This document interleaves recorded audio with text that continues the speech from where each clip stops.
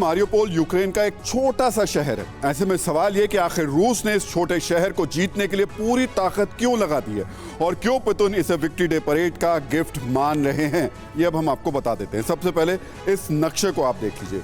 Ukraine के इस map में आप देख रहे हैं लुहांस्क और डोनेट्स्क के इलाके को रूस ने स्वतंत्र देश घोषित कर दिया है। इस इलाके पर रूस समर्थक बागियों का कब्जा है। लुहांस्क और डोनेट्स्क के बाद रूस अब मारियोपोल पर कब्जा करने के करीब है। रूस अगर मारियोपोल पर पूरी तरीके से कंट्रोल कर लेता है तो यह उसकी बड़ी कामयाबी होगी। अगर मारियोपोल रूस के कब्जे में आता है तो रूस क्रीमिया के लिए एक लैंड कॉरिडोर बनाने में कामयाब होगा। क्रीमिया को 2014 में रूस ने यूक्रेन से छुड़ा लिया था, या कह सकते हैं छीन लिया था। लुहांस्क, डोनेट्स्क और मारियोपोल के रास्ते क्रीमिया पर रूस का कब्जा और इससे मजबूत हो जाएगा। यानी रूस यूक्रेन के एक बड़े इलाके को अपने कब्जे में ले लेगा और रूस यूक्रेन का बंटवारा करने में कामयाब हो जाएगा। तो मारियोपोल पर रूस का कब्जा सिर्फ लैंड कॉरिडोर बनाने के मकसद से ही नहीं है। रूस अगर मारियोपोल को पूरी तरह जीत लेता है तो ये जीत उसके लिए और भी बड़ी होगी। इसकी वजह दूसरी और भी है। दरअसल मारियोपोल पोर्ट सिटी है और इस पर कब्जे से एज़ोव सी के जरिए होने वाली समुद्री कारोबार पर रूस का कब्जा हो जाएगा। Mariupol port 10 million metric ton से ज्यादा कार्गो हैंडल करता है। माल ढुलाई के मामले में यह बहुत ही महत्वपूर्ण बंदरगाह है। मारियोपोल पर कब्जा होने का मतलब है कि यूक्रेन एज़ोव सी के तटों को खो देगा। मारियोपोल पर रूस का कब्जा होता है तो इससे यूक्रेन की इकोनॉमी को बड़ा झटका लगेगा। इसका सबसे बड़ा कारण है इस शहर पर कब्जा होने से रूस के पास ब्लैक सी से सटे यूक्रेन के 80% तटीय क्षेत्र आ जाएंगे। मारियोपोल पर कब्जे से रूस को समुद्री व्यापार करना आसान होगा, क्योंकि अभी रूस के पास रोस्टोव ऑन डॉन और येस्क जैसे जो बंदरगाह हैं, लेकिन ये मारियोपोल जैसे सक्षम नहीं है। मारियोपोल पर कंट्रोल होने पर रूस डोनबास और क्रीमिया के बीच लॉजिस्टिक सपोर्ट आसानी से पहुंचा सकेगा। इसके अलावा मारियोपोल पर कब्जा होता है तो रूस इस रास्ते यूक्रेन के दूसरे शहरों तक अपने सैनिकों को मदद पहुंचा सकता है। तो इसके अलावा अगर हम बात करें तो मारियोपोल पर कब्जा कर रूस दूसरे तरीके से भी यूक्रेन को सरेंडर के लिए मजबूर कर सकता है। दरअसल मारियोपोल यूक्रेन का एक अहम इंडस्ट्रियल सेंटर है। यहाँ 50 से ज्यादा औद्योगिक साइट्स हैं। मारियोपोल में बड़े स्तर पर स्टील से जुड़े काम होते हैं। यूक्रेन से स्टील, कोयला और कॉर्न मारियोपोल के रास्ते ही एक्सपोर्ट किया जाता है। मारियोपोल में स्टील की 2 बड़ी कंपनियां हैं। रूस इन उद्योगों पर कब्जा कर यूक्रेन को आर्थिक तौर पर तबाह कर देगा। दरअसल विशेषज्ञ बताते हैं कि रूस अरसे से यूक्रेन की काला सागर तटरेखा को नोवरशिया यानी नया रूस का हिस्सा मानता है। रूसी साम्राज्य ने 18वीं शताब्दी में ऑटोमन साम्राज्य से लड़कर दक्षिण में ओडेसा से लेकर पूर्व में लुहांस्क वाले यूक्रेनी क्षेत्र को हासिल किया था और इसे नोवोरशिया यानी नया रूस कहा गया। सोवियत संघ के दौरान नोवोरशिया का ज्यादातर हिस्सा यूक्रेनियन सोवियत सोशलिस्ट रिपब्लिक का हिस्सा हुआ करता था, जो कि आगे चलकर आधुनिक दौर का यूक्रेन बना।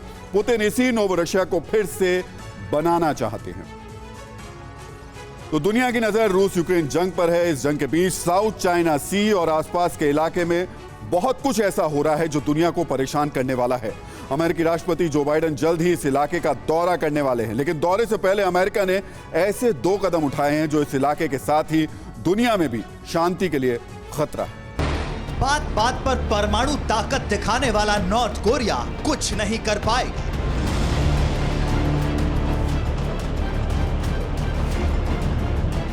परमाणु हथियारों का दम दिखाने वाला किम जोंग देखता रह जाएगा। विस्तारवाद का बादशाह चीन हाथ मलता रह जाएगा।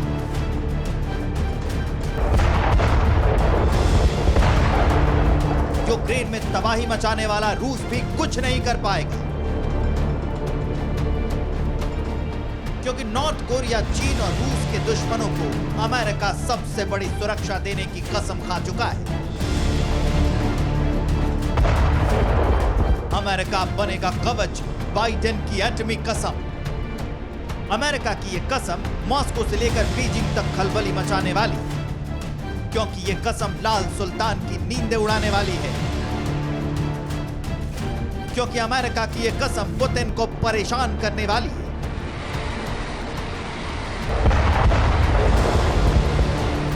खबरों के मुताबिक इसी महीने के आखिरी में अमेरिका के राष्ट्रपति जो बाइडेन जापान और साउथ कोरिया जाने वाले, जहां से नॉर्थ कोरिया और चीन को सीधा संदेश मिलेगा। व्हाइट हाउस की ओर से कहा गया है कि अमेरिका ने जापान और नॉर्थ कोरिया को न्यूक्लियर सुरक्षा देने का कमिटमेंट किया है। नॉर्थ कोरिया ने हाल में ही परमाणु शक्ति से संपन्न मिसाइल को टेस्ट कर साउथ कोरिया को डराया था और अमेरिका को चेताया था। खबर यह भी है कि नॉर्थ कोरिया बहुत जल्द अंडरग्राउंड न्यूक्लियर टेस्ट करने की तैयारी कर रहा है।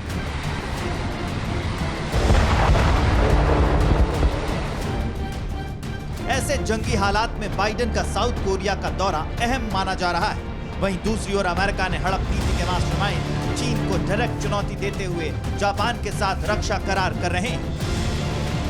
हिंद महासागर में चीन की विस्तारवादी हरकत को देखते हुए दोनों देशों ने रक्षा समझौता किया। फिलहाल नॉर्थ कोरिया और चीन की परमाणु सनक सार्वजनिक हो चुकी है, तो सवाल है क्या दोनों के दुश्मन साउथ कोरिया और जापान से न्यूक्लियर सुरक्षा का वादा कर अमेरिका ने चीन और नॉर्थ कोरिया को उसकी हैसियत बता दी। अड़ी सोमवार से शुक्रवार शाम 6 बजे सिर्फ TV9 भारतवर्ष पर।